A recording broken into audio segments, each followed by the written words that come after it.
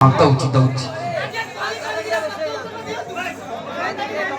ହଉ ନାଇଁ ଆପଣ ମାନେ ଆପଣ କାମ କରନ୍ତୁ ଦର୍ଶକ ହିସାବରେ ଦର୍ଶକ ରୁହନ୍ତୁ ମୋ କାମ ମତେ କରିବାକୁ ଦିଅନ୍ତୁ କଳାକାର କାମ କଳାକାର ମାନେ କରିବାକୁ ସେମାନେ ବାଧ୍ୟ ହେବେ ଉଭୟ ମେହେନ୍ଦ୍ରାଣୀ ଦିଦି ପଦ କଳି ଆଉ କିଛି ନାହିଁ ଅନୁପ୍ରାସ କଳି ପିଲେ ଦବ ଦେଖିବା କେବଳ ପରେ କୋଟେ ଯିବ ଯୋଉ ଦିଦି ପଦ ଖକୁ କେହି ଯିବନି ତମେ ଛୋଟ କଳାକାର ନୁହେଁ ଯେ କଖ ଗଘ ପଳେଇବେ ବୋଲି ଖାଲି କୋଟେ ଯିବ ଆତ୍ମ ହ୍ୟାଲୋ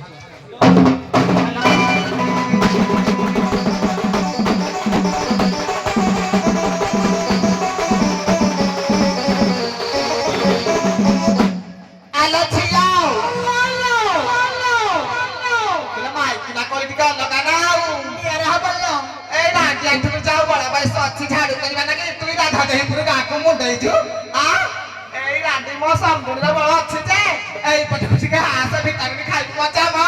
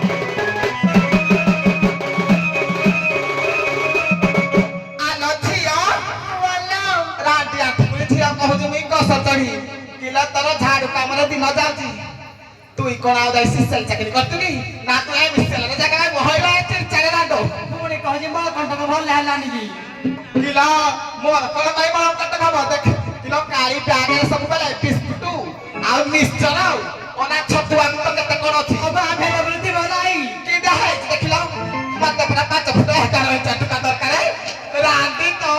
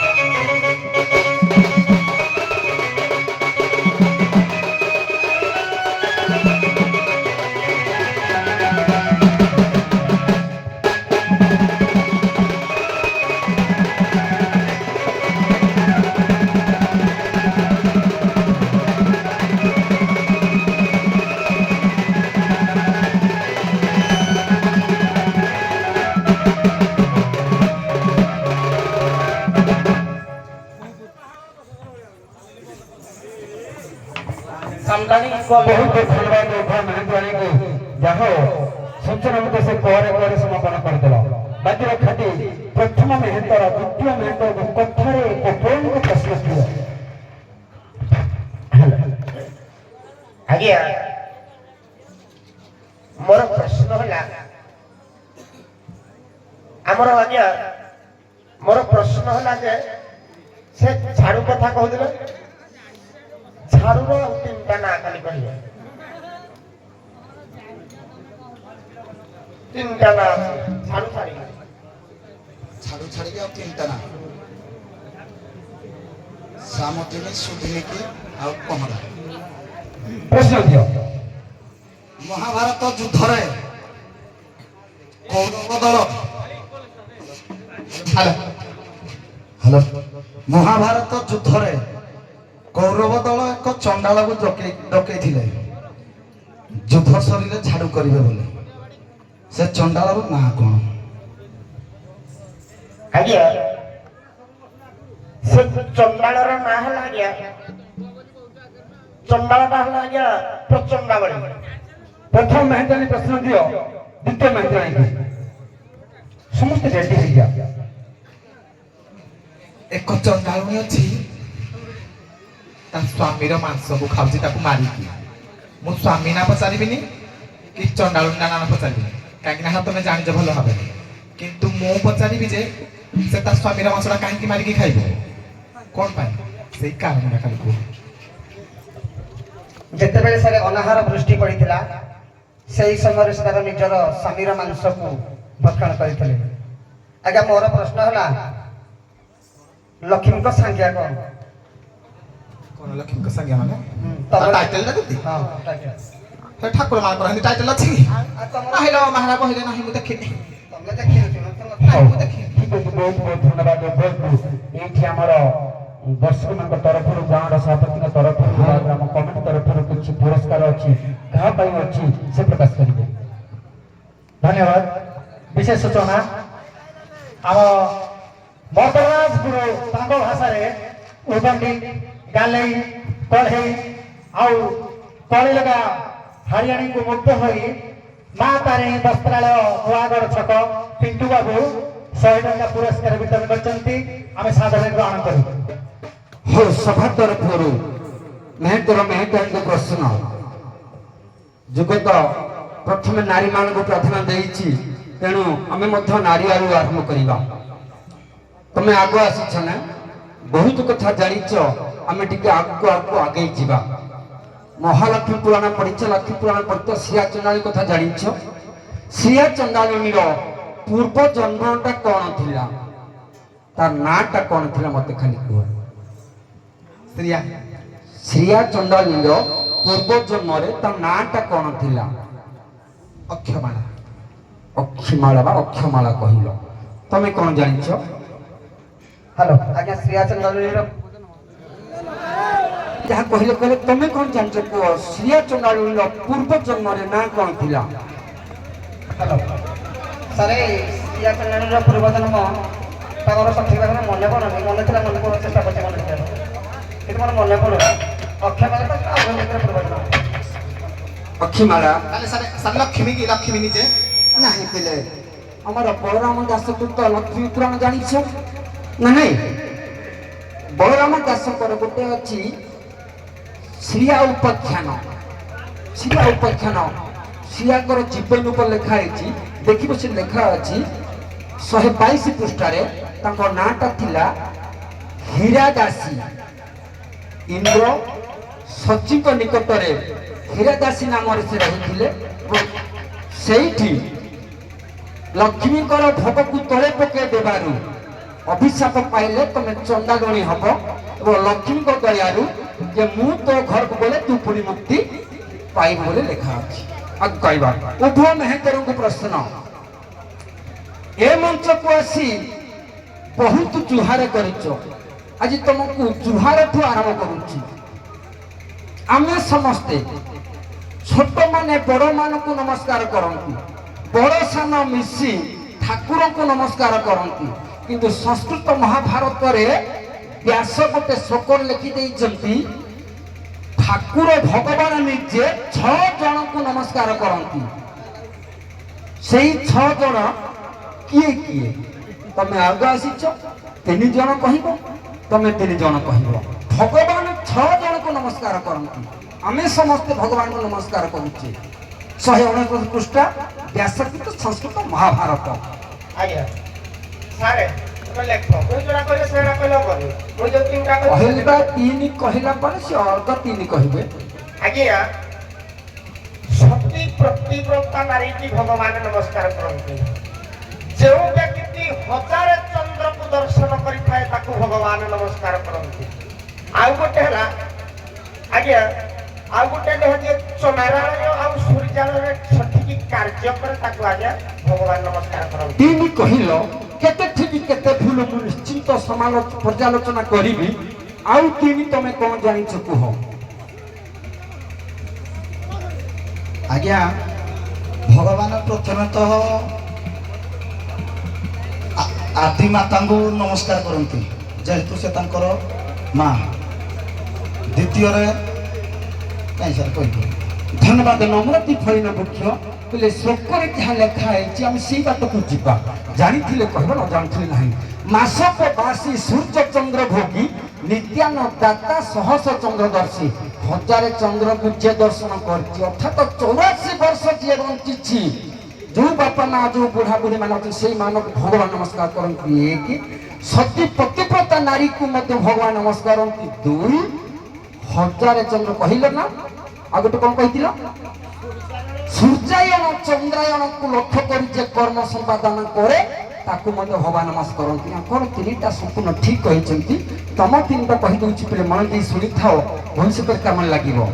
ମାସକ ବାସୀ ବର୍ଷକୁ ଯେ ଗୋଟିଏ ମାସ ଉପବାସ ରହିବ। କଣ୍ଟିନ୍ୟୁ ଗୋଟେ ମାସ ଉପବାସ କଲେ ହବନି।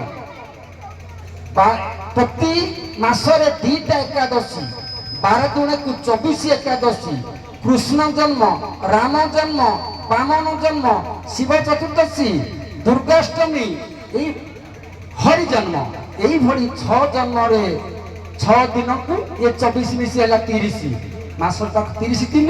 তেଣୁ ମାସକେ ଯୋଉ ଉପବାସ ରହିବ ତାକୁ ଭଗବାନ ନମସ୍କାର କରନ୍ତି। ନିତ୍ୟାନ ଦାତା ପ୍ରତିଦିନ ଯେଉଁ ବ୍ୟକ୍ତି ମାଗଣାରେ ଲୋକମାନଙ୍କୁ ଅନୁଦାନ କରନ୍ତି ତାକୁ ଭଗବାନ ନମସ୍କାର କରନ୍ତି।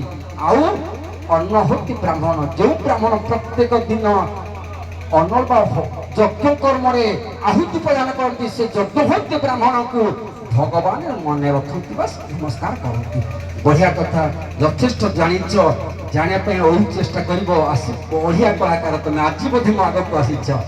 ୟୁଟ୍ୟୁବରେ ଦେଖିଛି, ମତେ ଦେଖିଛ କି ନାହିଁ ମୁଁ କହିପାରୁନି। ବହୁତ ସୁନ୍ଦର ପରିବେଷଣ। ଏଇଠି ନିଜର ସମାର୍ଜନ କାମ ସମାପନ କରି ବିଦାୟ ନେଇଯାଉ। ହ୍ୟାଲୋ ରାଧାଦେବପୁର ସୁନୀଲ ବିଶ୍ୱାଳ ମଦଲାଲି ହାରିଆଣୀକୁ ମଧ୍ୟ 20 ଟଙ୍କା ପୁରସ୍କାର ବର୍ତ୍ତମାନ କରିଛନ୍ତି। ସାଧାରଣ